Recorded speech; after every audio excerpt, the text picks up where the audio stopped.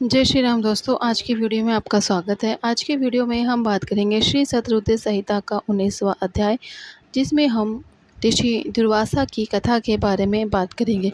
जानकारी अच्छी लगे तो लाइक करें, चैनल पे पहली बार आए हैं चैनल को सब्सक्राइब करें, बेल आइकन के बटन को दबाएं।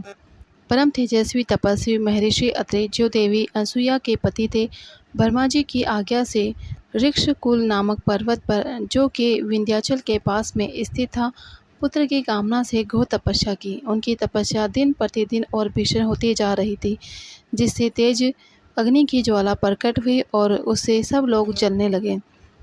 तब सब देवताओं ने मिलकर ब्रह्मा जी से प्रार्थना की। ब्रह्मा जी सब देवताओं को साथ लेकर भगवान श्री हरि विष्णु की शरण में गए।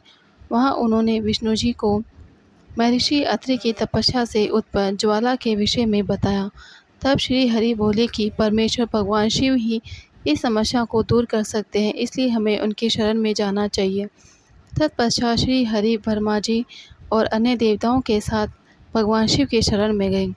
कैलाश पर्वत पर पहुंचकर सबने त्रिलोकीनाथ भगवान शिव को नमस्कार किया और उनकी स्तुति करने लगे। उन्होंने महादेव जी को अत्रि की तपस्या के बारे में बताया। तत्पश्चात तीनों ब्रह्मा, विष्णु और शिव जी अत्रि मुनि को वरदान देने के लिए गए।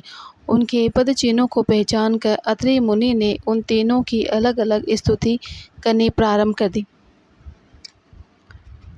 अत्रि बोले कि हे ब्रह्मा, विष्णु, शिव, आप सभी इस संसार में सबके लिए आदरणीय और पूजनीय है।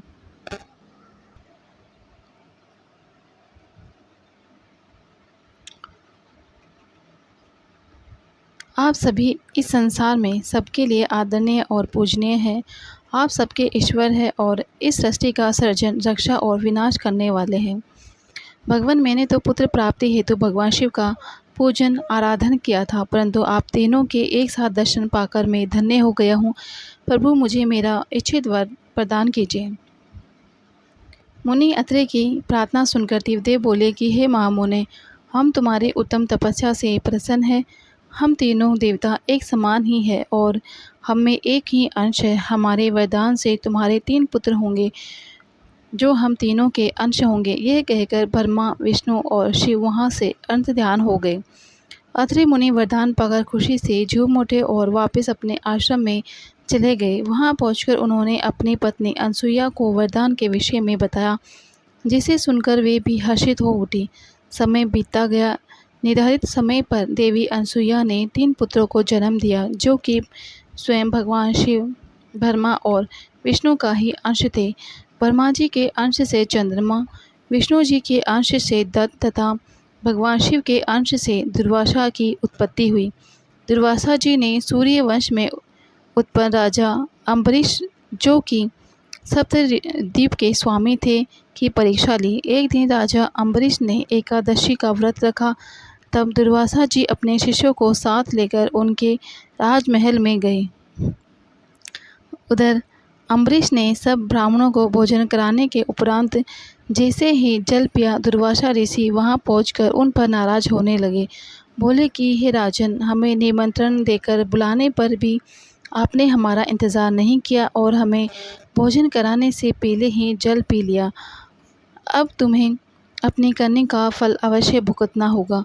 ये कहकर दुर्वासा जी ने राजा अम्बरीश को श्राप देने चाहा, परंतु उसी समय उनकी रक्षा हेतु सुदर्शन चक्र आ गया और वह दुर्वासा मुनि को ही जलाने लगा। तभी आकाशवाणी हुई कि दुर्वासा जी ने अम्बरीश भगवान शिव का अंश है। यह सुनकर सुदर्शन चक्र शांत हो गया।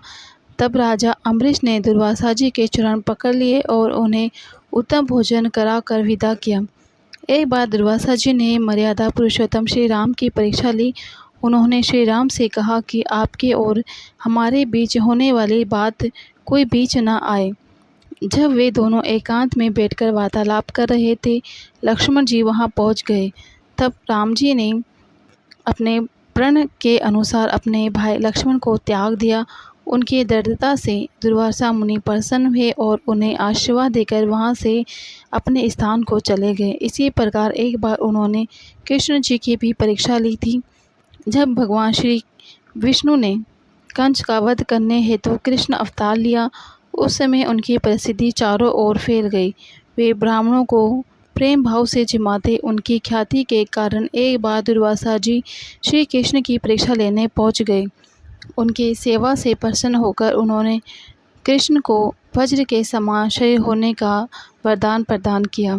एक बार द्रौपदी ने दुर्वासा जी को स्नान करते देखकर उन्हें वस्त्र दान किया। तब उन्होंने फलस्वरूप दुर्वासा जी ने उन्हें वरदान दिया था कि जब तुम पर विपत्ति आएगी तो यह वस्त्र बढ़कर तुम्हारी रक्षा करेगा, और दुर्योधन द्वारा किए गए चीरहरण के समय उसी वरदान ने उनकी रक्षा की थी।